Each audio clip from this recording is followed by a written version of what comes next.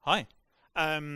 So I'm Dave Pier, obviously, and I'm going to talk a little bit about starting out with data. So this isn't going to be a super nerdy talk about like how to use data and stuff like that.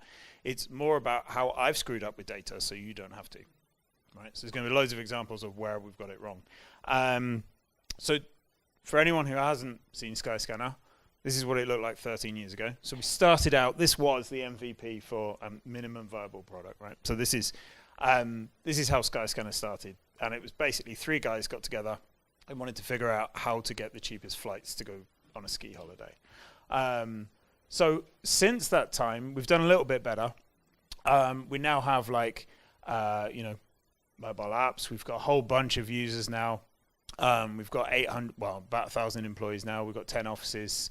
The interesting thing about all these numbers down the right-hand side, this is all data, right? But this is all unactionable data. It's really boring data. So these are all vanity metrics. But you kind of see this a lot, right? So they're great for a presentation like this. I can point at 60 million and say that's big. But I can't do anything with that number. That's a really boring piece of data. This type of data is way more interesting. So this is actually all the actions users can take throughout the site, throughout the product, and then you can map how they move through the product. So stuff like this is really interesting. You can figure out what people are doing, not just what they say they're doing. You can find problems. You can find the ways that stuff flows or people flow through your product. This is a really good use of data. So you can use data to find out where you've got problems in your product, where you didn't know. You can validate decisions, changes, things like that. It's also, data is really useful from going from gut feel towards an objective decision or using data objectively. So has anyone heard of like the hippo effect, the highest paid person's opinion? So data helps you get away from this. And so this is one example I'm going to show you where data's actually done something really good for us. So before the dawn of the mobile internet, this used to be what Skyscanner looked like. And I want to focus you on this little area just here. So this was a feature that we used to have on the desktop site. So at this time, this was years ago, we started, we're rebuilding the site to be mobile first. And lots of people in the company really like this feature, right? So you could scroll either side and you can pick your flights, and there's a couple of problems with it, but a couple of people in the company really like this thing. It's desktop first. It's not going to fit on a mobile.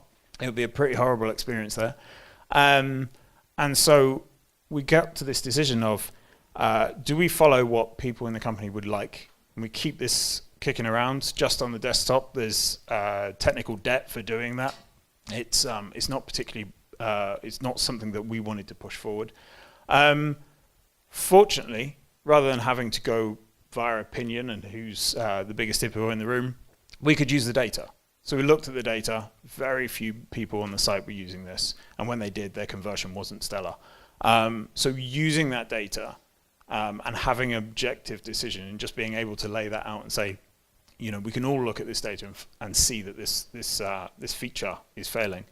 So that was great because it meant we could get rid of it, and we did.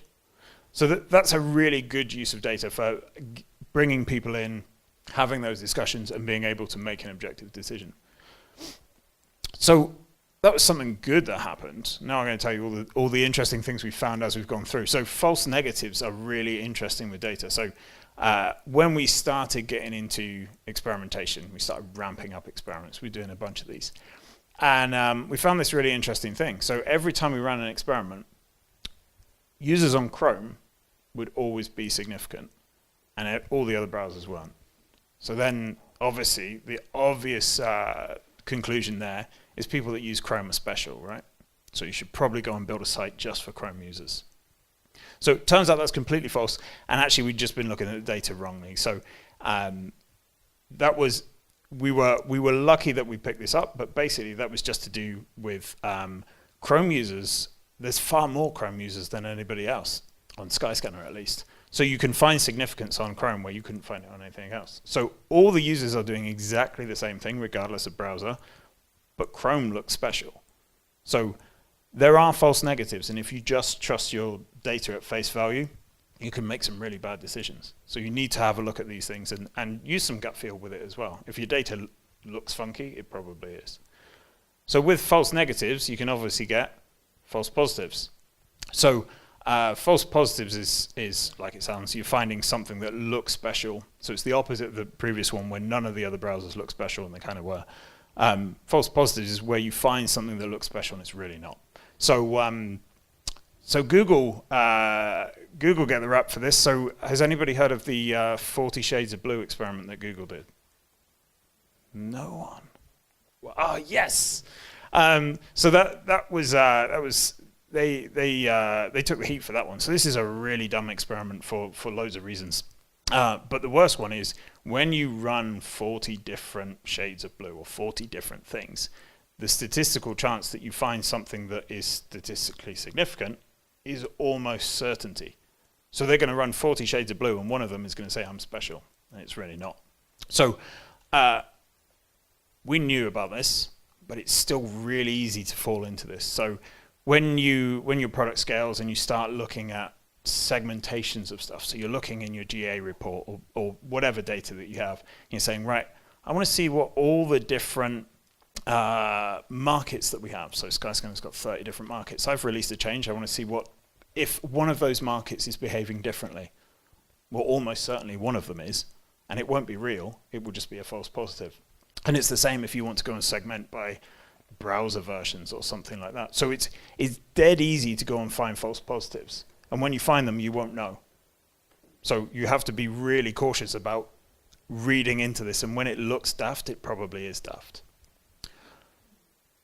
So data is really interesting because it's systematically biased. So what I mean by that is you've decided what you're going to go and measure. So what you don't measure, you don't look at. And most of the tools like GA or something like that, they are very good at measuring page views, button clicks, things like this. So you start measuring those things and suddenly they can become really important. It's very difficult to measure, or more difficult to measure, things like activation, customer lifetime value, those things that you probably really care about. And then it's really, really difficult to measure things like trust or user happiness and things like that. You can. But what can happen is you start erring towards the things that are easy because you've got the data. So you start looking at your conversion metric. And then you start designing your products to move the conversion metric. You're not measuring how happy users are, so you don't know. So you're just continually pissing your users off, but they're converting, so that's great, right? So what can happen is if you do this and you only go after the data, you can trade a quick conversion win for the happiness of your users, and that's not a long-term strategy. Yeah, so that's a really important point, and so you should always design from your user experience that you want to create towards what you want to measure, rather than measuring what you can and designing your user experience from that. Always going that way. And the obvious point here is you can only measure the product that you have, not the product that you want. So sometimes you just have to go and build a thing to see how it works, rather than using your metrics to infer. Right, so this is all over the internet, right? So I feel like I should have a clickbait title of something like how your A/B tests are false or something. But really, so quantitative data is not a substitute for qualitative insight. So what that means is you can't just go and use your Google Analytics and not talk to a user. You'll build a terrible product if you do that. So quantitative data tells you the what. The qualitative insight tells you the why.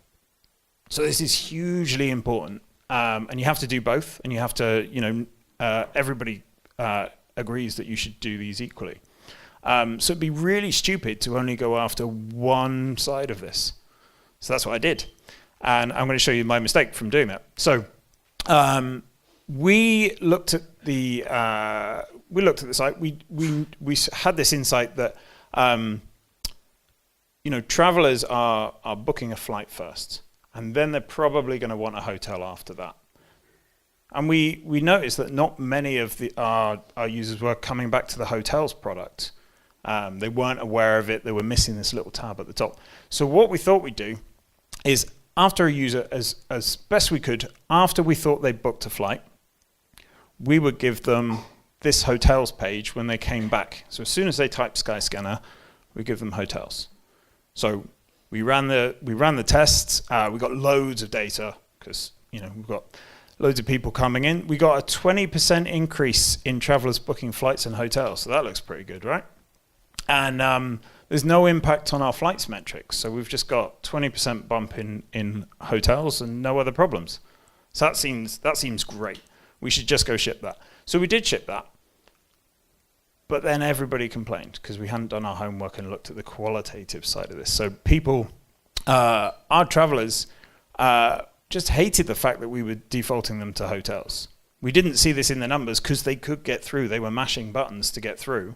So your numbers show that Bob goes through. They don't show that Bob's really annoyed by the fact that you've just made your product worse for him. So it's really important to do the qualitative piece as well as the quantitative piece.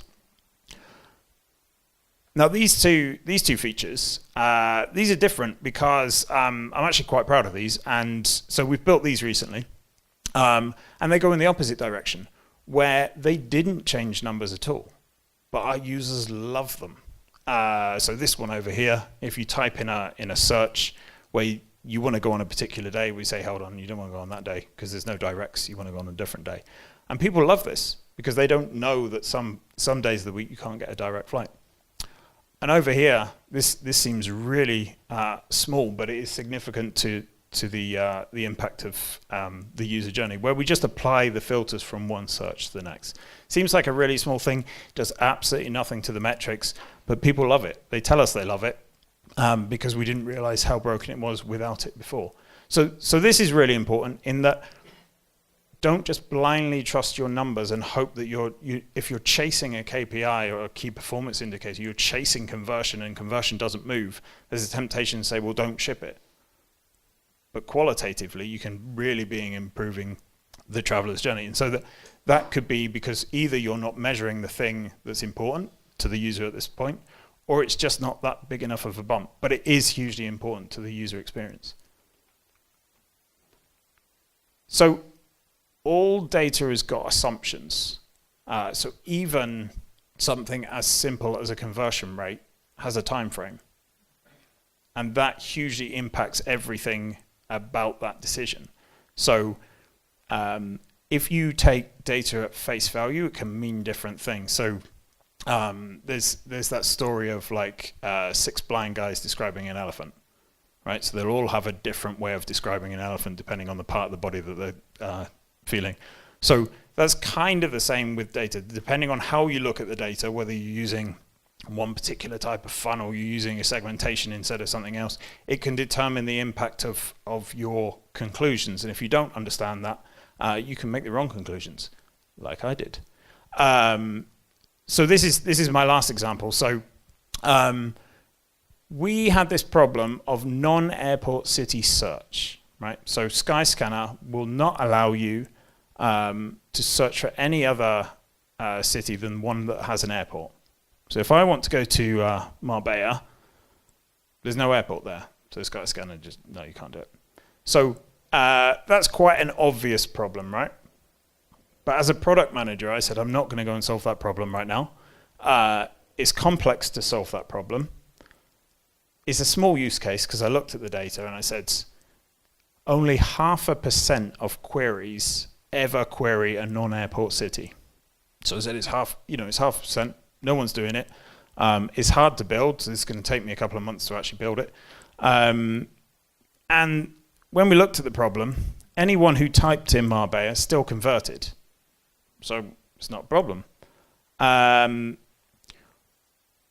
Fortunately, people in the company said, rubbish implementation implies experience guess is better than data-led. And basically what they were saying is you're looking at the data wrong, or your data is being measured wrong, or basically you're just wrong because we know this is a problem. So there's that gut feel, right? So obviously I was like, no, I'm going to prove you wrong. I'm going to look at the data again. I'm going to prove you wrong because it's not a significant thing to go and do. And then when I tried doing that, I actually found out I was wrong. So instead of it being 0.5% of queries, it was 0.5% of queries, but it was 8% of users. Because at some point somebody does that.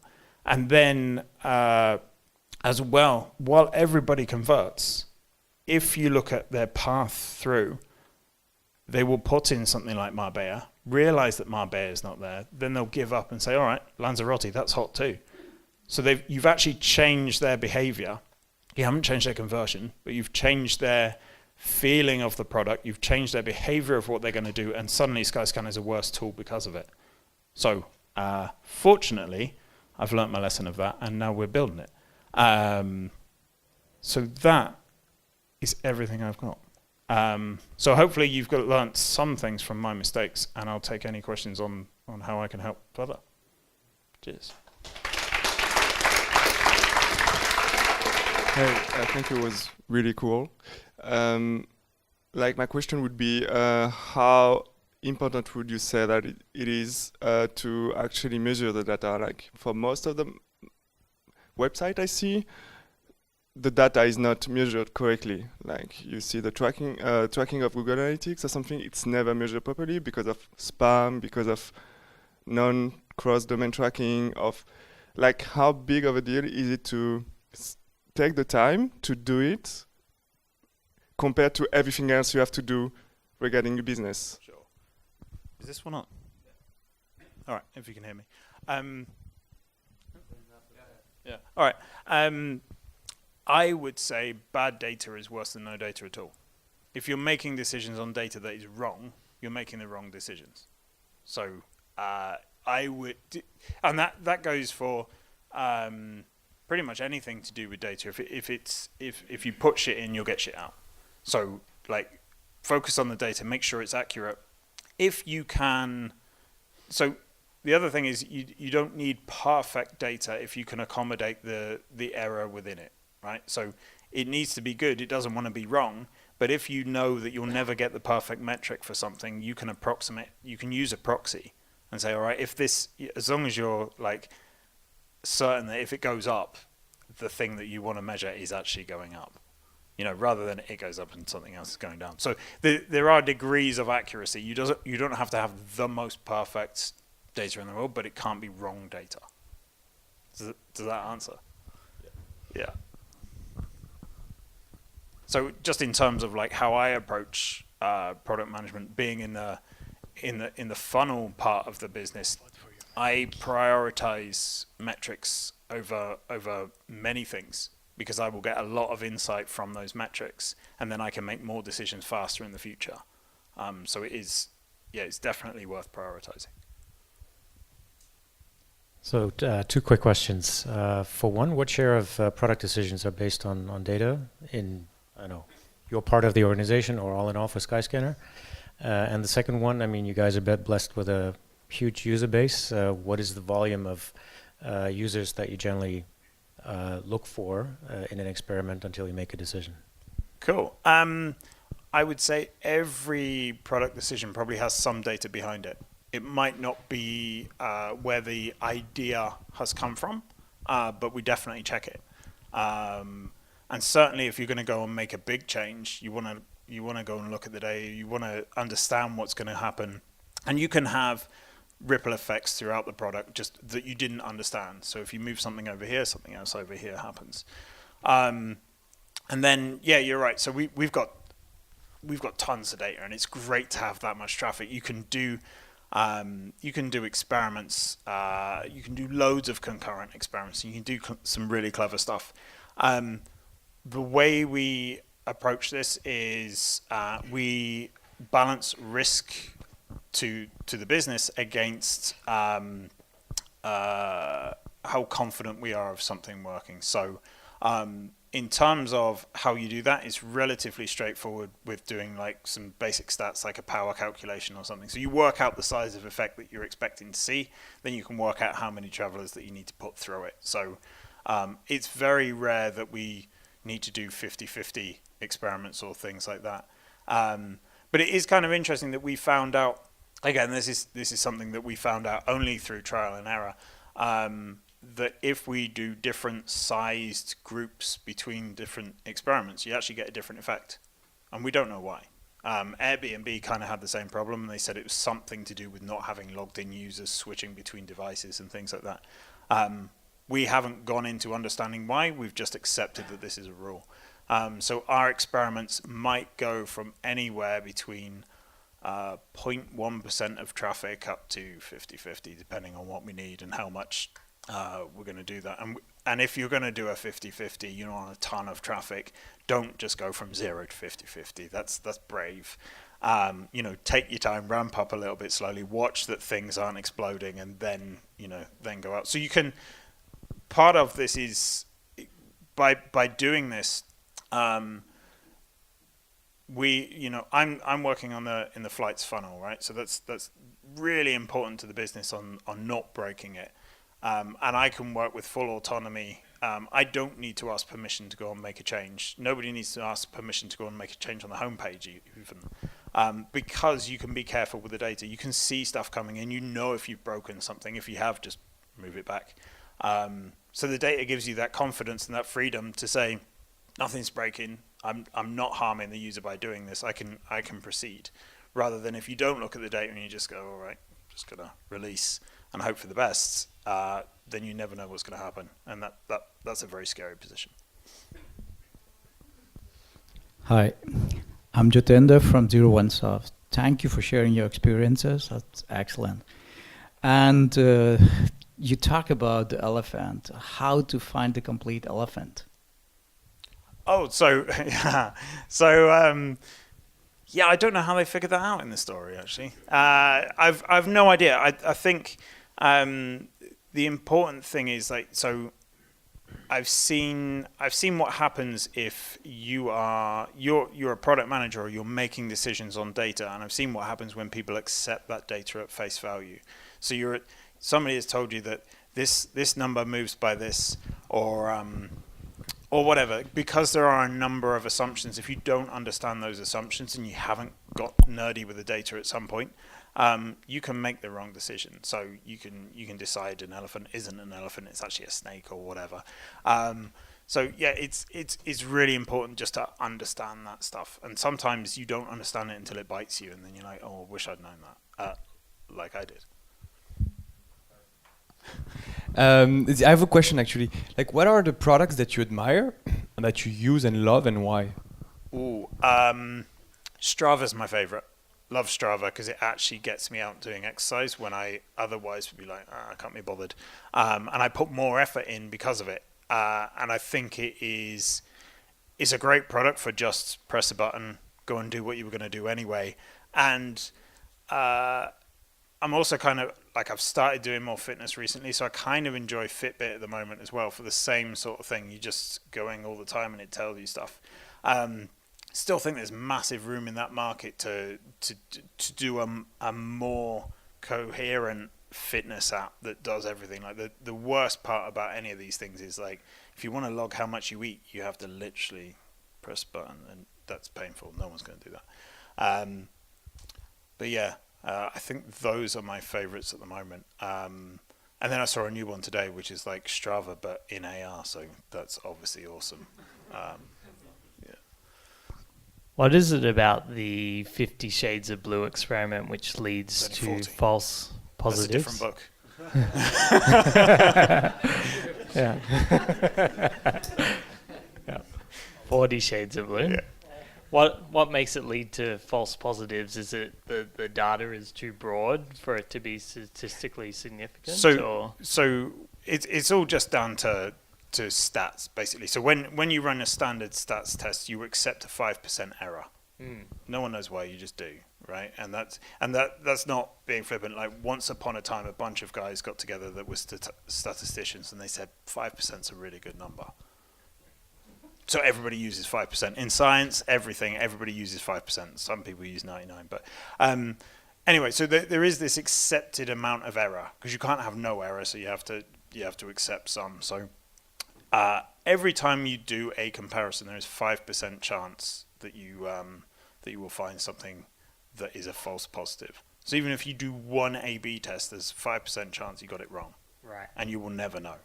But in Google's experiment, they've got 40 times 40 comparisons. It's a lot of 5% errors that add up, and I think it's something like 88% chance of a false positive at the end. Yeah, right. So it's almost certainly that they're going to find this. And the same thing, this is why I brought this up, because you can hear an experiment like that and you go, I'm not going to be that dumb. I'd never do that. But then when you go and compare like 30 markets or 30 breakdowns of like browser or OS or something like that, you are doing the same thing. And you're like, oh yeah. And I get that. I see that a lot with new starts that come in the business. They're looking at 30 different markets and they're like, this one's really interesting. We should go and do something. It's not. It's just false positive. Then how do you look at those markets and sort of decide which are the most relevant markets to pursue? So you can do this in one of two ways, and this is only when you're comparing them, right? So if you're just looking at data trends or whatever, and you're not trying to do statistical stuff, then you can just look for massive outliers, and they're generally true. If you're doing statistical stuff and you're comparing loads of markets or whatever, you can go one of two ways. One is to change your error rate to really, really, really small, and that means you need tons of traffic. And sometimes you won't get that much traffic. You're talking hundreds of thousands, millions of users to be that certain. Or what you can do is run the experiment again, exactly the same experiment. The chance that Korea does the same thing from 1 week to the next week, that's a 5% error times a 5% error. It's getting that much smaller. That chance is pretty small. So if you see the same thing twice, probably true. So it depends on how nerdy you want to get with the stats and how much confidence you want that you haven't found a false positive. But the interesting thing is you can't see a false positive just by itself. You can't just throw more numbers at it and say, right, that is a false positive. Cool, thanks for sharing. I have two questions actually. Okay. Like one would be how you find the maximum foreign KPI or metric. And the second question would be like, how do you coordinate within Skyscanner? What kind of experiments are running, and like you said, like it would have a bad effect on the hotel booking. I might be that someone might be interested in the hotel funnel, so it would be interesting how you coordinate it. Do you know the KPIs they're looking for, and are you tracking them also in your department? Okay. The first question was that how to find the maximum value. Yeah, you're not a maximum of a metric, so you have a conversion rate of 99%. Running a test on that. Nice. If you can do it 100%. Would be might be not so clever. So like, is there anything you use for finding a maximum? Is there anything you where you feel like you can't move that up? So like anything you would invest here? Right. So I think the question that you're asking is, how do you know whether you're at a local maximum or not? Right. Yeah. So A/B experiments and things like that, and they allow you to hill climb. Effectively. So if I go in this direction and I go down, well, that's bad. If I go in this direction and I go up, I keep going that way. Eventually you'll hit a local max, you'll hill climb to the top, you'll hit a local maximum. And you'll know it because you run loads of experiments in the same area and they're always bad. So at that point you're kind of like, right, I've hit peak search or whatever you're doing. So the only thing you can do there is to jump to another hill. But you don't know that another hill exists, and you don't know the size of that hill. So at that point, you're just being brave. So you're just what we like to think that we do, and this is really hard, is directed innovation. So if you can climb a hill and you can learn a ton, you can hopefully predict the size of a hill and how to get to that hill. So this sounds kind of woolly, but from my background in stem cells, there was guys that did it, and they were hugely clever. So there was, they weren't actually that clever. They were just driven and did a lot of work. So they started off with embryonic stem cells. They got huge problems with ethics, and you can't put those cells into somebody else without an immune response. So there's a whole ton of problems with embryonic stem cells.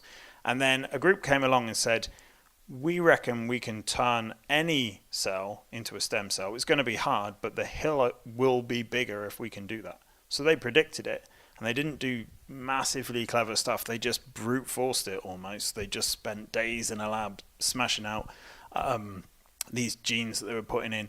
And eventually they did get to this other hill. They landed lower down, but they know it's bigger because like it has huge potential. So if you can do that, that's like kind of the golden star of what you're trying to do. But it's hard. It's real hard because you've got the product that you've got. You need to jump to the product that you don't have, and you have to predict that it's there. And then so your second question is like, if you've got loads of experiments all happening, and so that is always a problem. What we do in terms of you run any given experiment, we have a set of metrics that we look at that are like top level business metrics, like have I broken hotels, have I broken flights, what's growth, activation, retention, all of that. So we measure all of that for any given experiment, and if one of those metrics go down, you have to explain it, and if you can't explain it, then you don't ship it because you've broken something you don't understand. But then you can also have problems of experiments overlapping. So experiments can overlap where they can overlap, and they can't where they can't. So that's a really daft explanation. But if you are changing the color of a string, right? So you're going to do like, I'm going to do black and white strings, right? Because I want to see which one goes best. And then another experiment says, well, actually, I'm going to change the background. And on this one, I'm going to change it from blue to white, right? So the one that's black text on a blue background, black on white, no problem. It's only going to be the variant that has white text on a white background that's completely broken. So those are the experiments that you have to catch. And the only way to do that at scale is to try and exclude things from different areas of the product at the same time. And we've built our own system, so we've got different cohorts, so experiments don't overlap one another in different areas of the business. When you're not at that scale, you can try and do it manually, and you can say, all right, don't put that one there, or put it over here, or do that the week after this one. Yeah. Cool. Thanks. You have to give me your name on Strava so I can follow you. But that's my question. So you mentioned about those people inside Skyscanner that have intuition, that have a gut feeling, that will say, okay, this will work really well, or this will not work really well. Mm-hmm. Obviously, they're not really data-driven. How do you educate them? So I wouldn't say this is a person that is more gut feel than anything else. So in terms of the last example, that was just somebody who wasn't as close to it as me. So I'm looking at the data. I get, I'm looking at that data in one particular way. Now I have a bias because I've got, I'm confirming my own bias that I'm right. And so that you start becoming more biased. And so this is just somebody having like, I've just got a gut feel you're wrong. Just go and look at that again. But in terms of like, if you do meet somebody who's just like, I want to go with my gut, this is the right thing to do. You can challenge that with data if you have the data. The thing I would suggest though is that you don't make the mistake that I made and just say computer says no. Like you really understand that data and really try and answer the question that they have rather than using conversion as a proxy for happiness or something like that. You're trying to really understand that problem. But are you trying to educate the people inside Skyscanner to not proxy, but to think also data-driven? So then when they will have a suggestion or when they will talk to you, they will already come up with data or only the suggestion? Yeah, no. I mean, so there's this kind of definition you see on the web of like, are you data-driven or are you data-informed? Right. So we try and be data informed. So the data says this, you're using that data along with other stuff to make a really good decision. I think there was a saying like, this got tweeted by quite a few people at Skyscanner, which is like, in God we trust, in everybody else bring data. So it's, you can make those big, firm, like bold decisions of we're going to go do this, and at some points you can, like if you're going to go and do a big strategy piece, right? You're looking at loads of stuff. There will be data points in there, but if you're doing a strategy piece of I want to be over here, I want to go and find a new hill, or whatever I'm doing, you won't have the data to back that up. But what you should try and do there is just fail fast. So go and get the data to prove that you're going in the wrong direction. And then if you can do that, then stop. If you can't, you're probably going right. Hey, how do you usually collect your qualitative insights? Do you do focus groups or surveys or whatnot? I'm not a fan of focus groups. So Never done those, but we do different ways of doing it. Whatever works. So we'll do remote user testing. We'll get people into the building. We'll go to a different building, and if we don't want people to know that we are Skyscanner, because sometimes you get a bias like, oh, you're Skyscanner. I always use you. You're great. Sometimes we want people to say, actually, that's horrible. What have you done?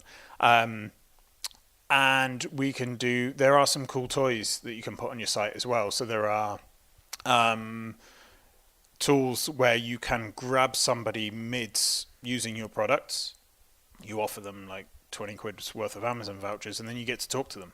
And that's awesome. Like, they're right in the flow. So one of the problems we can have with like booking a flight is it's really difficult to change your mindset to be like, right, I'm booking a flight.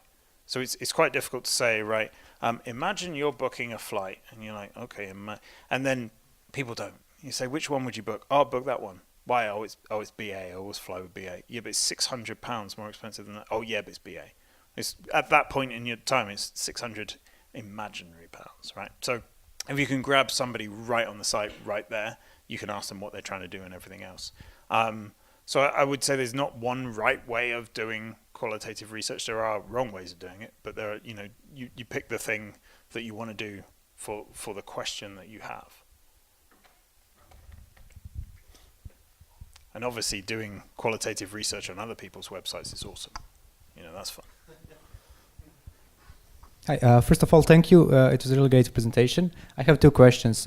First one is, how do you communicate to your management board, whatever you are doing? So do you do any kind of road mapping, or because you are running so many experiments, so how do you do that?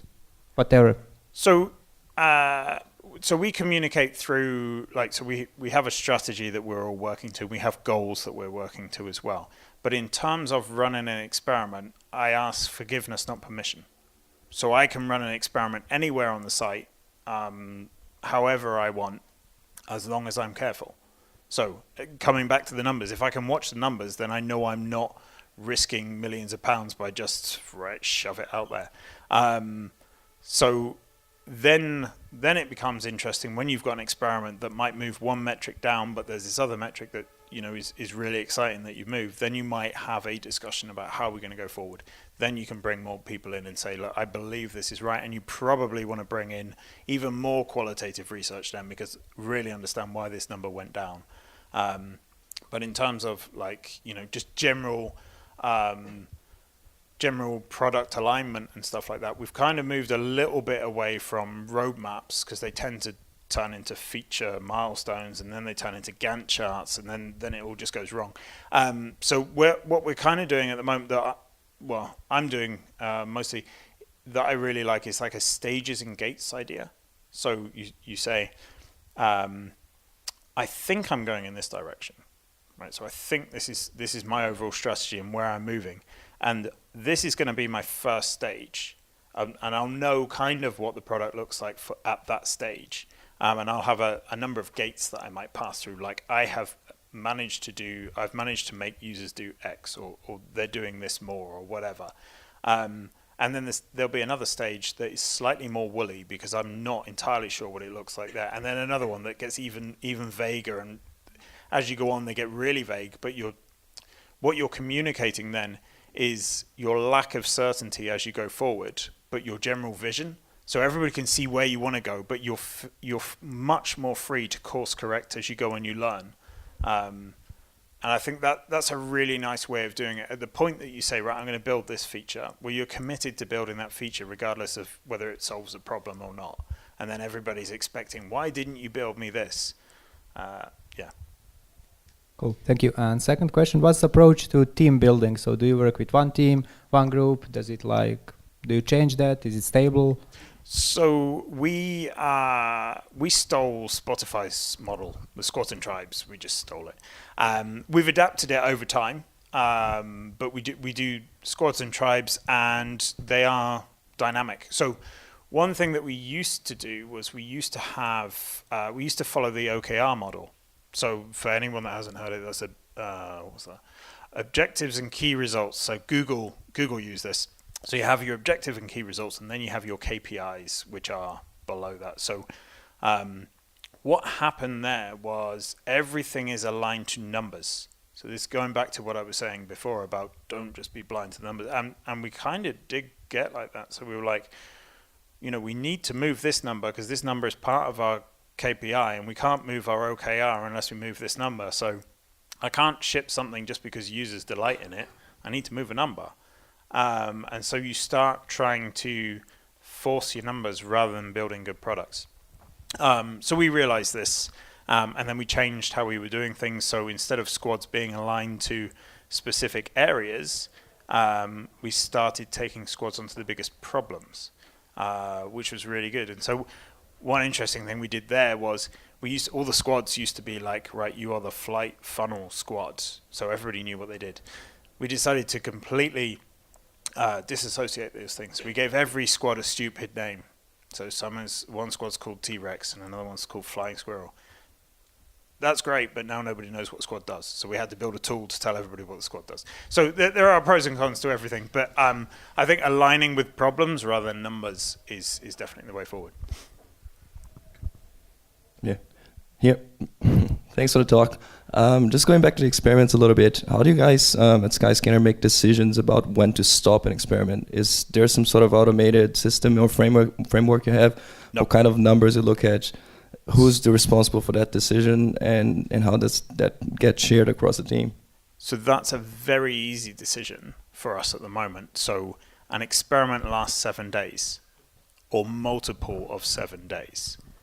But it is never run it another day and see if it gets significant, right? So the worst thing you can do with an experiment is, I don't know how long this is going to last, I'm going to run it till it gets significant. Because what you're doing there is you're running multiple comparisons. Like every day you've got a 5% chance of an error, so I'll just keep running it. Oh, brilliant, it's significant today, ship it. That's really bad. So if you look at the internet folklore, there is loads of people asserting you must do this for 4 weeks, or you must do it for 2 weeks, or like 7 months, or whatever. The actual thing that you should do is go look at your data and find out what your business cycle is. So at Skyscanner, we have a very distinct 7-day business cycle. We have a monthly and a yearly as well. But 7 days is very distinct. So if I run an experiment just over the weekend, it's got a very different profile of users and behaviors to anything else. So with our traffic, we could run most experiments in about 10 minutes if we just shove 50-50 traffic at it. So then we could optimize for 2 p.m. on a Tuesday, right? That's not ideal. So we always run for a full business cycle, 7 full days. So we'll add a day at the beginning to ramp up and a day at the end to ramp down. So it's more like 9 days. So then it's very clear. So you run for 7 days. If you screw up and you didn't get enough traffic, then you're in an awkward decision of, do I run for another 7 days? But you really don't want to be in that position because it means that you screwed up your calculation at the start. You shouldn't really be in that position. You can run for multiples of 7 if you decided that at the start. Like if I'm looking at iPhones used by, I'm just trying to find a really small segment in the market, like iPhones used in Easter Islands with this particular OS and browser, right? That's going to be a really tiny segment. I might need to run that for 6 weeks 6 weeks or whatever, a multiple of 7 days. So that's fine because I decided that.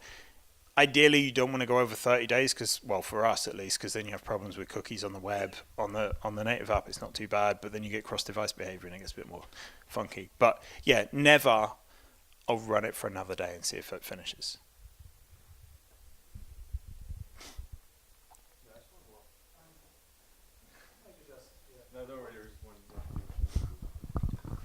Did you ever fork your product? So, for example, when you found out that a certain test, for example, a test is preferred by people in a certain part of the world, and the other test preferred by people in Europe, for example. So we, in terms of like a global change that we're trying to make to the product, we haven't seen that yet. Apart from maybe where our translations haven't been awesome. So, when you're trying to do a product and you're translating it to 50 different languages or however many we do, you can make some blunders. Early on, we used to have a button that said book, and we translated it to novel, which was quite interesting. So no one clicked on that button. So that can be why stuff doesn't work. But generally, we haven't had the problem of like, here's this feature and it just doesn't work in a given market. You normally find differences in the market that will account for why it doesn't work, and you can tweak it for that. What we do though is we don't want one Skyscanner and just force it down every different market. So you have very different behaviors in different markets, different users, different types of problems in terms of flights that they're trying to do. So we're trying to be like hyper local. So you can build different features for. So Brazil, for instance, I didn't know this, but apparently in Brazil, they pay for everything in installments. I didn't know that. So they need to know when they are booking a flight that they can pay in installments. Not every one of our partners allows that. So they want to know that. And so we add that just for Brazil. And equally, we might put other stuff like that in different parts of Spain. Apparently, you can fly between islands, and the government will discount it. So you need to know which of the partners will do that as well. So those are all sort of market-specific things that we put in there. Could you tell us about most painful, most costly experiment that you did? Yeah, I'm not sure there's been one that's costly, because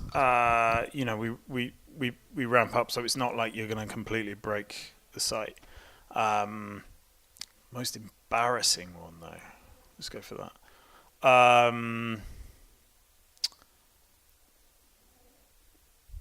Can't think of one off the top of my head.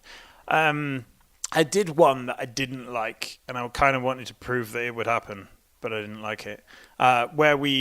When there's, at the moment, we do if you're doing a group price, we can either show you the group price or we can show it per person. And we decided to see what would happen if we took the per person, the group price off. So conversion went through the roof, like it went up, moved it by 10 points, right? So it went from like whatever it is to another 10 points above that. So you're like, yeah, nailed it. Except that basically what you've done is trick every user to think that the per person price is the group price, right?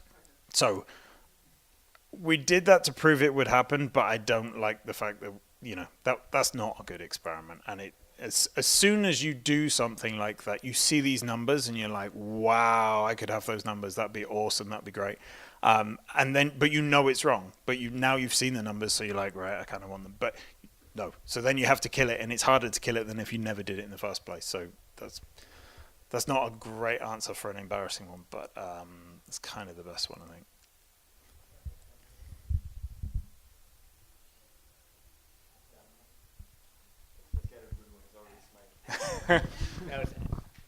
It's sort of a basic question, and a guy like me, I don't know how to work with data and stuff, but I need data. And over the years, I've come across good data guys who know. They go, Mert, you shouldn't ask me just for this. You should ask for this, this, and this, and then you could go 2 years with a guy who doesn't have that intuition. Have you figured out how do you find the good ones from the bad ones? That's interesting, actually. So I'm working with a bunch of people at the moment, and it can be interesting when someone's not done experiments before.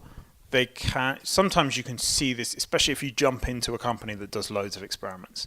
You can suddenly see that or think that an experiment is a ship, no ship decision, right? So the worst experiments are a ship, no ship decision, because you learn nothing if it's no ship.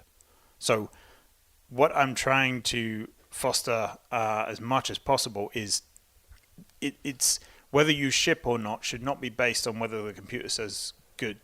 It should be ask the right questions of the data. Like, so as a product manager, I want to know, did the user have a great experience? So I can't ask every single user. It takes a long time to ask 2 million. But what you can do is look for proxies that something good has happened. So if you are doing something like So say for instance, like let's pick this thing here. So here, right, this didn't change conversion at all. So if I was just looking for a computer says yes, I wouldn't ship that one. But I can look at that one and I can say, did users take my suggestions? If they took my suggestions, then brilliant, they found some value in it. When they took my suggestions and they went to another page, did they convert on that page rather than any other page? If they did, then I've got even more trust that the thing I built is right. And then I can look at, is the data accurate? Because there will always be some inaccuracies in the data. Even if somebody tells you the data is perfect, it very rarely is. So you just double check the data all the way through. So stuff like that is, I guess where I'm going with this is the question is more important than the process most of the time. So if you're asking a specific question, you tend to get, even, if you're going to a data person and you say, I really want to know this thing, that is different from, can you tell me the conversion of this versus this? Because they will. They'll just, there you go, those are the numbers. But if you ask the question, like, I want to learn this, and a lot of the time you'll say, I want to learn this, and they'll say, well, how do I do that? And then you can work together to figure out how to learn that thing. That's far more valuable than what is a number, because you'll just get a binary yes or no, can I ship, can't I ship? Does that help at all? Cool. Okay, thank you very much again.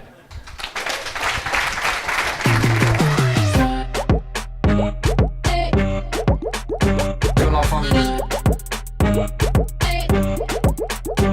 la famille